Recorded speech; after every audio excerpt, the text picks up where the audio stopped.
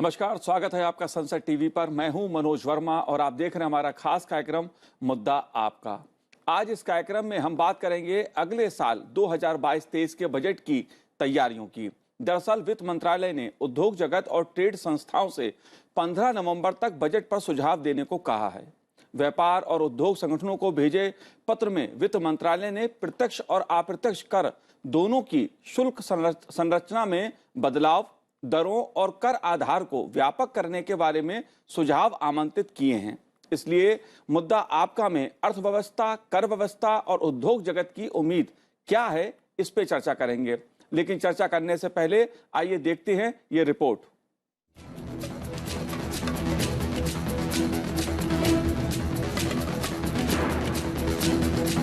देश का आम बजट भले ही आने में अभी कुछ महीने का वक्त बाकी हो, लेकिन इसको लेकर सरकार ने अपनी तरफ से तैयारियां शुरू कर दी हैं। साल 2022-23 के आम बजट के लिए वित्त मंत्रालय ने अपनी कवायद तेज कर दी है। वित्त मंत्रालय ने बिजनेस चैम्बरों, व्यापारिक संगठनों से आम बजट को लेकर सुझाव मांगे हैं। मंत्रालय ने इन संगठनों से 15 नवंबर तक अपने सुझाव देने के लिए कहा है।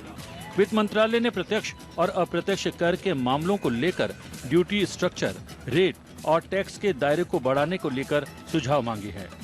मंत्रालय ने टैक्स को लेकर किंतु परंतु को खत्म करने और कम से कम दिक्कतें हों, इसको लेकर भी बिजनेस चैम्बर्स और दूसरे स्टेक होल्डर्स से सुझाव देने को कहा है। सरकार ने प्रत्यक्ष कर प्रणाली में टैक्स इंसेंटिव, डिडक्शन और छूट को कम करने की मंशा जाहिर की है। सरकार ने कहा है कि उसकी नीति प्रत्यक्ष कर के मामले में इन चीजों को मध्यम अवधि में कम करने की रही है। अभी इनकम टैक्स के विभिन्न सेक्शन के जरिए 100 से अधिक छूट और डिडक्शन का प्रावधान है। सरकार ने बिजनेस चैम्बर्स और दूसरे व्यापारिक संगठनों से कहा है कि गुड्स एंड सर्विसेज से जुड़े सुझावों पर बजट में गौर नहीं किया जाएगा, क्योंकि जीएसटी से जुड़े मुद्दों पर जीएसटी काउंसिल ही फैसला लेती है। बजट से इन सुझावों का कोई लेना देना नहीं है। हालांकि मंत्रालय ने कहा है कि केंद्रीय उत्पाद कर और सीमा शुल्क को लेकर सुझाव दिए जा सकते हैं। वित्त वर्ष 22-23 के लिए 1 फरवरी 2022 को वित्त मंत्री निर्मला सीतारमण बजट पेश करेंगी। मोदी सरकार के कार्यकाल का और वित्त मंत्री निर्मला सीतारमण का भी चौथा बजट होगा।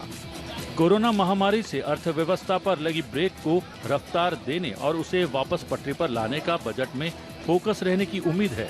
इस बजट में मांग पैदा करने, रोजगार सृजन करने और आर्थिक विकास को रफ्तार देने और आधारभूत ढांचे की मजबूती पर फोकस रह सकता है। ब्यूरो रिपोर्ट, संसद टीवी। जाहिर है बजट से हर किसी को बहुत उम्मीदें होती हैं, उद्योग जगत को भी हैं, और सरकार ये चाहती है कि वो जब बजट बनाए तो उसमें लोगों की आम राय भी शामिल हो। मेरे साथ इस समय स्टूडियो में मौजूद हैं IIF के निदेशक प्रोफेसर अमन अग्रवाल जी। प्रोफेसर अमन अग्रवाल, आपका बहुत बहुत स्वागत है संसद टीवी पर। साथ ही हमारे साथ जुड़े हुए हैं वाणिज्य और उद्योग मंत्रालय के पूर्व सचिव DIPP सौरभ चंद्रा जी। सौरभ जी, आपका भी बहुत बहुत स्वागत है संसद टीवी पर। और मेरे साथ फिक्की के महासचिव दिलीप चिनाय जी भी जुड़े हुए हैं। दिलीप जी, आपका भी बहुत बहुत स्वागत है संसद टीवी पर। शुरुआत प्रोफेसर अमन मैं आपसे करूंगा। इस पहल को आप कैसे देखते हैं कि सरकार ने 15 नवंबर तक उद्योग जगत से, ट्रेड एसोसिएशन से सुझाव मांगे हैं बजट के संबंधित जो कर संबंधित पहलू हैं उनको लेकर, इसे आप कैसे देखते हैं? नहीं, मेरे विचार में बहुत अच्छा मुहिम किया है सरकार ने, और ये टैक्स रिफॉर्म्स की तरफ उन्होंने ये भी कहा है कि ये किस तरीके से जो हम टैक्स की टैक्सेशन करते हैं, उसमें पेनल्टीज लगाते हैं, उसमें भी एक कटौती की जाए, उसको कठोरता कम किया जाए। किस तरीके से टैक्स जो अलग अलग जाए, डायरेक्ट हो, इनडायरेक्ट हो, सबके प्रति उन्होंने अपने विचार मांगे हैं। वैसे सरकार हर साल मांगती रही है, बट पब्लिकली जो है इस तरीके से आके कभी सरकार ने निर्देशित नहीं किया है कि हम ये चाहते हैं। और ये कि चाह बहुत जरूरी है, क्योंकि उससे इंडस्ट्री का पर्सपेक्टिव है, एसोसिएशंस का पर्सपेक्टिव है, चार्टर्ड अकाउंटेंसी इंस्टीट्यूशंस का पर्सपेक्टिव है। वो अपने सुझाव हर साल देते थे पहले, पर एक ये जो मांग रखी है उन्होंने जताया है कि हम रिफॉर्म्स करना चाहते हैं, हम ठीक करना चाहते हैं, हम सिंप्लीफिकेशन करना चाहते हैं, हम राहत देना चाहते हैं लोगों को, ताकि जो है आगे चढ़ के हिंदुस्तान की प्रगति हो सके और टैक्स का भी मिनिमाइजेशन हो सके। बिकॉज सिर्फ कर कलेक्ट करने से लोगों से बात नहीं बनेगी, उसको एक मिनिमाइज एप्रोप्रिएट लेवल पे रखना जरूरी है, ताकि जो है इंसान भी खुश रहे और जिससे हम जैसे कोविड से निकले हैं, लोगों की आय भी थोड़ी कम हुई है, कंपनियों की भी आय कम हुई है, तो कहाँ तक हम किस किस को रिलीफ दे सकते हैं, इसको देखते हुए कि हिंदुस्तान का बजट भी ना बिगड़े और लोगों की भी बात सुनी जा सके। जी। दिलीप जी, आप कैसे देखते हैं सरकार की इस पहल को? क्योंकि उद्योग जगत की ओर से जब भी बजट आता है तो तमाम तरह की मांगे सरकार के सामने रखी जाती हैं। इस समय हमारी जो अर्थव्यवस्था है वो कोविड से बाहर निकल रही है। जो कोविड महामारी थी जिसके कारण अर्थव्यवस्था के सामने तमाम तरह की चुनौतियां खड़ी हुई पिछले 2 वर्षों में। हालांकि अब अर्थव्यवस्था हमारी सही दिशा में आगे बढ़ रही है। आप कैसे देखते हैं इस पहल को? तो पहले तो ये जो सरकार का जो ओपन इनविटेशन एक तरीके से है और सबसे सुझाव मांगे हैं टैक्स सिंप्लीफिकेशन और टैक्स प्रोसेसेस में, बोथ डायरेक्ट और इनडायरेक्ट टैक्सेस में, एक बहुत ही महत्वपूर्ण कदम है और काफ़ी इम्पोर्टेंट समय पे ये एक तरीके से कदम लिया है। जैसे अमन जी ने बताया था कि हर साल ये सुझाव मांगती है, लाइन मिनिस्ट्रीज भी मांगती है और फाइनेंस वित्त मंत्रालय भी मांगते हैं। तो ये एक प्रोसेस है। अगर आप देखें तो कोविड से निकलते हुए जो आज तक की जो इंडिकेटर्स हैं वो करीब 9.5 और 10%, अगर अगले ये जो क्वार्टर हैं अच्छे गए तो 10% ग्रोथ की भी कोई संभावना कर सकते हैं इस साल। लेकिन अगले साल जो 8.5 की जो प्रोजेक्शन है उसको बढ़ाने के लिए क्या एक तरीके से एम्प्लॉयमेंट जनरेशन के लिए या टैक्स सिंप्लीफिकेशन के लिए जो कदम लिए जा सकते हैं उनके सुझाव मांगने के लिए एक बहुत ही पॉजिटिव मूव और अच्छा कदम है। इंडस्ट्री हर साल भेजती है, लेकिन इस साल जैसे उन्होंने मांगे हैं अलग अलग स्पेसिफिक रिकमेंडेशंस मांगे हैं, वो हम देने के प्रोसेस में है और 15 तारीख तक बिल्कुल सबमिट हो जाएगा हमारे जो इंडस्ट्री के स्वभाव है। जी। सौरभ चंद्रा जी, सरकार ने जो सुझाव मांगे हैं उसके साथ एक बात और कही है कि आप सुझाव दीजिए लेकिन यह भी बताना होगा कि आर्थिक रूप से इसकी जरूरत क्यों है। इसके क्या मायने हैं? इसके मायने ये हैं कि देखिए, अगर इसकी बढ़ोतरी दर अर्थव्यवस्था की जो 8% बताई गई है, मेरी समझ में वो रियल टर्म्स में है, उसके लिए बहुत जरूरी है कि एक तो निवेश आए और निवेश के साथ जब ये बढ़ोतरी हो तो इसके साथ सामाजिक न्याय हो, यानी जो बढ़ोतरी है वो सभी समाज के सेगमेंट्स में बटे ताकि रोजगार खड़ा हो, डिमांड खड़ी हो। जी। डिमांड के लिए यह भी जरूरी है कि सरकार खर्चा करे, खर्चे के लिए राजस्व चाहिए। तो जो मांगे गए हैं सुझाव, उसमें ये लिखा गया है कि आप बताइए कि उसका राजस्व इम्प्लीकेशन क्या होगा, कितना उसमें कमी होगी, कितनी बढ़ोतरी होगी। ये भी कहा गया है कि जो टैक्स रिजीम है उसका सरलीकरण किया जाए। हमें अपना टैक्स बेस बढ़ाना है, बढ़ाने के लिए सरलीकरण बहुत जरूरी है। जी। तो ये सब सुझाव स्वागत योग्य हैं। इस बार जो सुझाव देने के लिए उन्होंने जो दायरा रखा है उसको बढ़ाया गया है और ये एक बहुत अच्छी पहल है। सौरभ जी, इस तरह की पहले भी क्या कवायद होती थी? अलग अलग स्तर पे बैठ के बातचीत तो होती थी उद्योग जगत के साथ, ट्रेड एसोसिएशंस के साथ, लेकिन इस तरह लिखित रूप में सुझाव मांगना और वो भी बजट से करीब 2 महीने 2.5 महीने पहले। देखिए, इस समय जो स्थिति है उसमें ये सुझाव मांगना जरूरी हो गया है। जी। आखिर लोग बताएं कि सरकार के जो जिम्मेदारी है उसके निभाने के लिए जो राजस्व उन्हें वसूलना है वो किस तरह से वसूले, और इसके साथ साथ इसका जो रिजीम है, जो टैक्स का रिजीम है, उसको सरल कैसे किया जाए। अब जैसे एक उदाहरण है, उद्योग की तरफ से हमेशा से आता है कि इन्वर्टेड ड्यूटी स्ट्रक्चर को ठीक किया जाए। तो अब ये इन्वर्टेड ड्यूटी स्ट्रक्चर में उन्होंने स्पेसिफिक सुझाव मांगे हैं और ये भी बताया है कि अगर जो मैन्युफैक्चरिंग है उसके हर स्तर पे उसका क्या प्रभाव पड़ेगा। जी। क्योंकि हमें मैन्युफैक्चरिंग आत्मनिर्भर भारत के लिए बहुत आवश्यक है और उसके लिए हमें डेप्थ चाहिए मैन्युफैक्चरिंग में, यानी इस देश में वैल्यू एडिशन होना चाहिए। ये नहीं है कि आप केवल असेंबली यूनिट्स बनाए। तो ये बहुत एक पहल है जिसका परिणाम तो भविष्य में आएगा, मगर मैं समझता हूं कि परिणाम अच्छे ही आने चाहिए। जी प्रोफेसर अमन जी, वैसे इस बार क्या उम्मीदें उद्योग जगत कर रहा है कर सुधारीकरण की दृष्टि से? नहीं, देखिए जी, उम्मीद तो हमेशा उद्योग जगत की हो, आम आदमी की हो, इंडस्ट्री की हो, अलग अलग एसोसिएशंस की हो, हमेशा रहती है। पर एक जो चीज़ जैसे आपने भी कहा अभी, एक तो डिमांड है, दूसरा उसका सुझाव भी साथ में कि हम उसको कैसे मैनेज करेंगे, ताकि करना जरूरी है। वो एक ये पहल सबसे पहली बार हुई है, कभी भी ऐसा नहीं हुआ। दूसरा जो डिमांड इस समय उद्योग जगत की है, वो है थोड़े बहुत रिलीफ दो तीन विषयों में। एक तो जो कॉस्ट इन्फ्लेशन की उनको पड़ रही है, वो भी पेट्रोल और डीजल की वजह से थोड़ी बहुत, जो अभी थोड़ी राहत सरकार ने अभी दी, 5 रुपया पेट्रोल में किया, 10 रुपया जो है डीजल में किया, उससे काफी हद तक इंडस्ट्री को राहत मिली है। बिकॉज प्रॉफिटेबिलिटी की उसकी जो रेशियो होती है उसमें कटौती हो जाती है एकदम से, क्योंकि हर एक चीज फ्यूल के ऊपर डिपेंडेंट होती है। माल मूव करना है, आदमी को आना है काम करने के लिए, सब चीजें।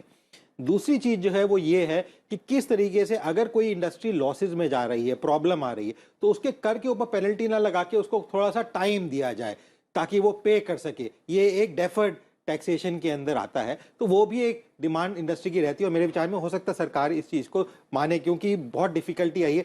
जैसे सरकार ने डेट्स को पोस्टपोन किया है, पिछले 2 साल से राहत देने की कोशिश की है, पेनल्टीज नहीं लगाई, इंटरेस्ट के ऊपर बैंकों ने को भी कहा कि आप पेनल्टी ना लगाएं। तो इस तरीके की जो कुछ राहत होती है वो देखने की बात है। तीसरी चीज जो वो इंडस्ट्री मेरे विचार में चाहती है, वो चाहती है कि हम अच्छा इंफ्रास्ट्रक्चर बने, फिजिकल स्पेंडिंग हो सरकार की तरफ से, ताकि डिमांड भी जनरेट हो, जॉब्स भी जनरेट हो। और उसके लिए अगर आज आपने नोट किया हो, आरबीआई ने रिटेल बॉन्ड के ट्रेडिंग का आज प्रधानमंत्री जी ने लॉन्च किया उस फैक्टर को। और वो उससे क्या होगा कि वहां पे स्टेट के बॉन्ड्स हैं, ट्रेजरी के बॉन्ड्स हैं, वो लॉन्च कर सकते हैं। और उससे जो पैसा इकट्ठा होगा वो सीधा निवेश जो है, इंफ्रास्ट्रक्चर है, टेक्नोलॉजी है, डिजिटल प्लेटफॉर्म्स है, स्मार्ट सिटी फ्रेमवर्क है, गोल्ड के अंदर है, उन सब चीजों में उससे पैसा आएगा। और वो जो लिक्विडिटी मार्केट में से एक्सेस आई हुई है, कैश एक्सेस आया हुआ है, वो खींच के आरबीआई वो इन चीजों के निवेश में लगाएगी, क्योंकि वो जरूरी है। देखिए, फिजिकल स्पेंडिंग ये सरकार करना चाहती है, पर वो करना ऐसे चाहती है कि जिससे ग्रोथ हो। एक होती है मिठाई बांटना, कि पैसे बांट दो, जैसे बहुत सरकार बीडीबीटी है, आप दे दीजिए सबको पैसा, इतना पैसा अपने आप खर्चा करेंगे। वो चीज रेवेन्यू ग्रोथ नहीं करती है। पर हम किसी चीज में निवेश करते हैं, कोई कारखाना लगवाते हैं, इंडस्ट्री को रिलीफ देते हैं या कुछ करते हैं, तो उससे क्या होता है कि वो एक जॉब भी क्रिएट करते हैं और आगे आने के लिए एम्पावरमेंट करने के लिए लोगों का और देश का काम करते हैं। तो मेरे विचार में उस तरीके की स्कीम्स जो हैं और जो सरकार लाएगी, वो विचार में इंडस्ट्री चाहती भी है और समझ गई है कि सरकार यही करेगी, मिठाई नहीं बांटेगी। जी दिलीप जी, आप फिक्की जैसे ताकतवर संगठन के और मजबूत संगठन के महासचिव हैं, आपकी संस्था ने कुछ सुझाव दिए हैं सरकार को, कुछ शेयर करेंगे आप हमसे? नहीं, हमने काफी सुझाव दिए हैं सरकार को। और ब्रॉडली अगर जैसे हम ब्रॉड विषय में देखें, पहला जो है, जो थोड़े से एम्बिग्विटीज आ जाते हैं, जो अमेंडमेंट्स जो पिछले साल अमेंडमेंट्स किए गए थे, उनमें जो थोड़े से एम्बिग्विटीज आ गए हैं, उनके क्या सुधार है, उनका क्या इम्पैक्ट है, एक तो वो ब्रॉड हेड है। दूसरा अगर आप देखें तो एम्प्लॉयमेंट जनरेशन और ग्रोथ और कोविड रिलेटेड रिलीफ मेजर्स के साथ जिसने उद्योग ने स्पेंड किया था, उसको कैसे ट्रीट किया जाए और उसको कैसे बढ़ाएं और उसको कैसे एक तरीके से टैक्स की ट्रीटमेंट हो, वो दूसरा एक है हेडिंग अगर आप देखें। तो तीसरा है जो R&D के ऊपर, क्योंकि R&D में और इनोवेशन के इस कोविड में के दौरान तो ये दोनों चीजें बड़ी काफी आगे आई थी और बड़े अच्छे मॉडल्स बने हैं इसके दौरान। चाहे देखें, अगर आप वैक्सीन मैन्युफैक्चरर को सपोर्ट किया या ड्रग मैन्युफैक्चरर्स को सपोर्ट किया, तो वैसे R&D मेजर्स कैसे इंडस्ट्री वाइड उसको तरीके से किया जाए। और दूसरे हैं जैसे कि मर्जर्स, एक्विजिशंस और स्टार्टअप्स के द्वारा काफी एक तरीके से काफी सुझाव है, क्योंकि उनके जो अलग अलग चाहे ईसॉप्स के बात हो या एंजल टैक्स के बारे में हो, थोड़ा सा क्लैरिफिकेशन है, थोड़ा सा सुझाव है। और अगर आप देखें तो डिस्प्यूट रेजोल्यूशन और फेसलेस स्कीम में और उसको कैसे ईज ऑफ टैक्सेशन का एक तरीके से सुझाव है जी। और अगर आप देखें अगले वाला है पर्सनल इनकम टैक्स में, तो होते हैं थोड़े से चीज अगर आप कहें, और एम्प्लॉयमेंट जनरेशन के थोड़े से सेक्शंस है, उसको कैसे ब्रॉड बेस किए गए। ऐसे करीब 12-13 सेक्शंस में हमने सुझाव दिए हैं और ये हमारी उम्मीद है कि इनमें वित्त मंत्री उनको देखेंगे और थोड़े से बजट में शामिल हो जाएंगे। जी बिल्कुल। सौरभ जी, कंप्लायंस कम करने, टैक्स को लेकर जो ऊहा-पुहा होती है उसको लेकर भी सरकार ने कुछ सुझाव मांगे हैं। साथ ही मुकदमेबाजी में कमी लाने के संबंध में भी स्टेक होल्डर्स को सुझाव देने को कहा गया है।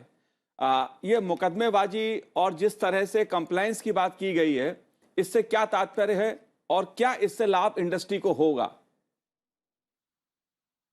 देखिए, उद्योग जगत को कॉरपोरेशन टैक्स में पहले ही काफी राहत दी जा चुकी है। अब जो कंप्लायंस बर्डन है, रेगुलेटरी बर्डन है, उसको तो कम करना ही है जी। ईज ऑफ डूइंग बिजनेस बहुत जरूरी है। निवेश तभी आएगा। ईज ऑफ डूइंग बिजनेस के लिए जो सुझाव मांगे गए हैं वो बहुत जरूरी है। मुकदमेबाजी के लिए हमें कोई हल निकालना है, स्थायी हल निकालना है। समस्या एक, हम लोग, क्योंकि मैं इसमें रहा हूं ब्यूरोक्रेसी में, जी। एक ये होती है कि हम लोग रिस्क नहीं लेना चाहते थे। इसके लिए इस सरकार ने प्रिवेंशन ऑफ करप्शन एक्ट में संशोधन किए थे ताकि हम लोग अगर ठीक समझें तो अगर एक मांग किसी निचले स्तर पे किसी ने लगाई है तो उसको कम करें। अगर न्यायोचित कार्रवाई होगी तो लोग इतनी मुकदमेबाजी नहीं होगी। तो सरलीकरण जो करना है और जो कल्चरल चेंज लाना है, जो माइंडसेट बदलना है, वो बहुत जरूरी है अगर हमें मुकदमाबाजी कम करनी है। जी। सर, ये आम तौर पे जो मुकदमेबाजी का शब्द इस्तेमाल इस सुझाव के तहत किया गया है, ये मुकदमेबाजी के मामले कौन से होते हैं आम तौर पर? अगर हमारे दर्शक समझना चाहें, किस तरह के ये केसेस होते हैं? ये मूल तौर पे जो आपके ऊपर टैक्स लगाया गया है, जी। उस पे जो कर देने वाला है वो उसको डिस्प्यूट करता है कि इतना नहीं लगना चाहिए। तो इस समस्या के समाधान के लिए एक तो जो इनके कानून है उनका सरलीकरण बहुत जरूरी है। जी। बीच बीच में पहल होती रही है डायरेक्ट टैक्स कोड की, तो एक नजर उस पर भी डालनी पड़ेगी। जहां तक डायरेक्ट टैक्स है, इनडायरेक्ट टैक्स जीएसटी तो इनके परव्यू के बाहर है, तो इसलिए मैं नहीं कहूंगा। मगर एक चीज और जो बहुत समस्या खड़ी हो गई है वो ये है कि तमाम मामले आर्बिट्रेशन में चले गए। जी। और ये आर्बिट्रेशन की वजह से जो है जितना कराना चाहिए वो नहीं आ रहा है। तो इसके लिए भी एक कोई समाधान निकालना बहुत जरूरी है। जी बिल्कुल बिल्कुल। कर देने वाले अपने देश में कम हैं। अगर मैं बात चाहे उद्योग जगत की करूं या आम नागरिकों की बात मैं करूं, एक ये बड़ी समस्या रही है। ऊपर से जो उद्योग जगत को लेकर शिकायतें रही हैं, कर के लेन देन को लेकर जिस मुकदमेबाजी का उल्लेख संभवतः इसमें किया गया है, आप कैसे देखते हैं प्रोफेसर अमन इसको? नहीं, देखिए जी, ऐसा है, कर का बेस हमेशा कम रहा है पर पिछले 3-4 साल में बढ़ा भी है। हमने देखा जब पीयूष गोयल जी ने इंटरिम बजट एक प्रेजेंट किया था तो उसमें उन्होंने एक स्कीम निकाली, 5 लाख रुपए तक अगर आपकी आय है तो आपको कोई भी कर देने की जरूरत नहीं, आप अपनी इनकम टैक्स रिटर्न फाइल करें। तो छोटे छोटे निवेशकर थे, घरों में औरतें काम कर रही थी, छोटे छोटे बाजार, तो उनको भी लगा हम कर सकते हैं, क्योंकि वो जो डिमोनेटाइजेशन का जनधन अकाउंट खोले और अकाउंट खोले तो उसमें पैसा उनका बैंक में गया, तो उनको दिखाई दिया कि हम बैंक से करके निवेश में लगा सकते हैं, अपने बिजनेस को बड़ा कर सकते हैं।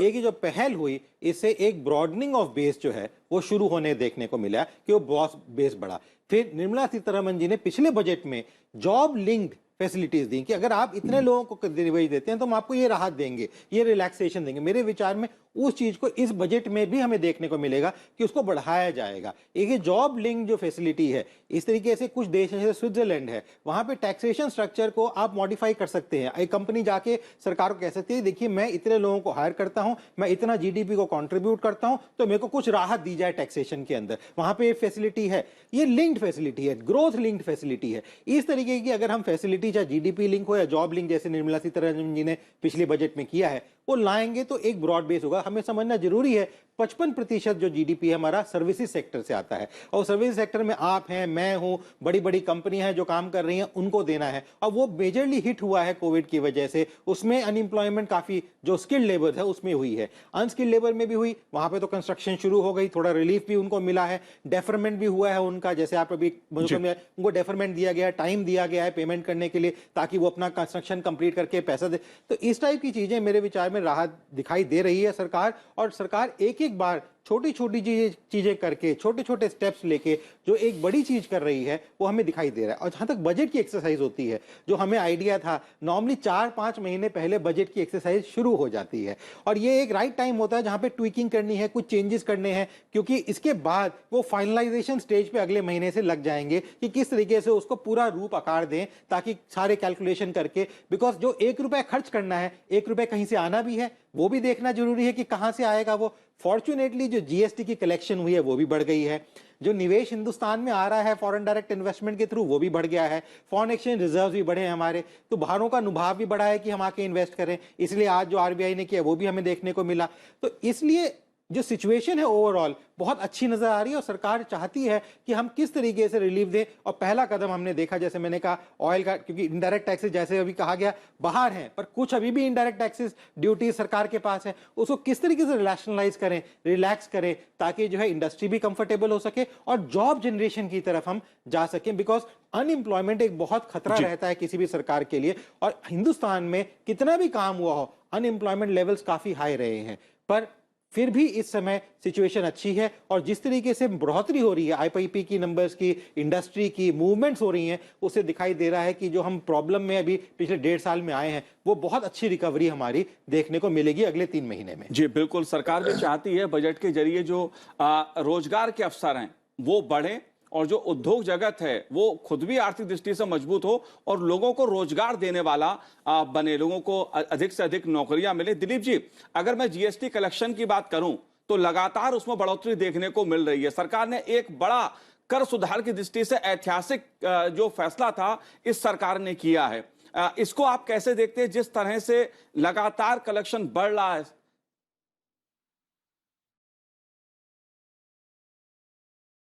अगर आप देखें तो इसमें जीएसटी कलेक्शंस और अमन अग्रवाल ने अलग अलग इंडिकेटर्स दिए जिससे बढ़ोतरी हो रही है, लेकिन इस टाइम जो टैक्स कलेक्शन में है, डायरेक्ट टैक्स कलेक्शन में बढ़ोतरी हुई है जी। और वो भी जो उनके बजट एस्टिमेट से ज्यादा हुई है, क्योंकि इकोनॉमी एक तरीके से रिबाउंड किया है।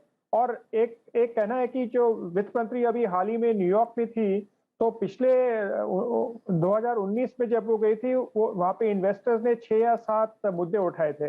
इस टाइम उन्हें शुरुआत ये कि जो उन्हें 2019 में 6 या 7 मुद्दे उठाए थे, या रेट्रोस्पेक्टिव टैक्सेशन को हो, या इंश्योरेंस ओपनिंग अप का हो, आपने, या कॉर्पोरेट टैक्स का जो हो, उसमें 2-4 और मुद्दे थे, आपने सारे अपने बजट में और उसमें आपने एड्रेस कर दिए हैं। और अभी तो खाली ही जो जैसे पहले हम बात कर रहे थे कि इसमें सरलता लाने के लिए और इसमें ट्रांसपेरेंसी लाने के लिए और कंप्लायंस ईज करने के लिए एक तरीके से है। इकोनॉमी अभी राइट ट्रैक पे जा रही है।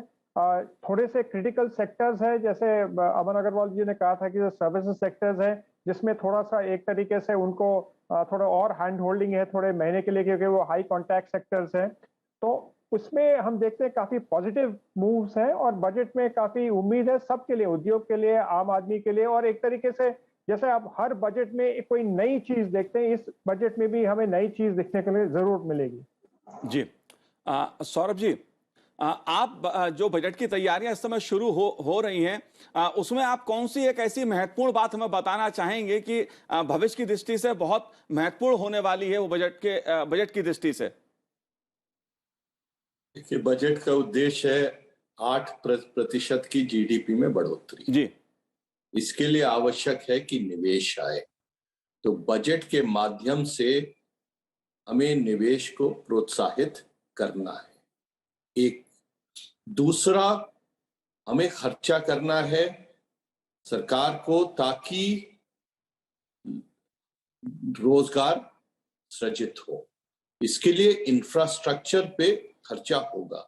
इंफ्रास्ट्रक्चर फंडिंग के लिए एसेट लायबिलिटी मिसमैच रहा है। जिसके लिए ये आवश्यक है कि एक long term bond market create किया जाए। जो अभी आरबीआई की घोषणा हुई है उससे उस दिशा में पहल हुई है।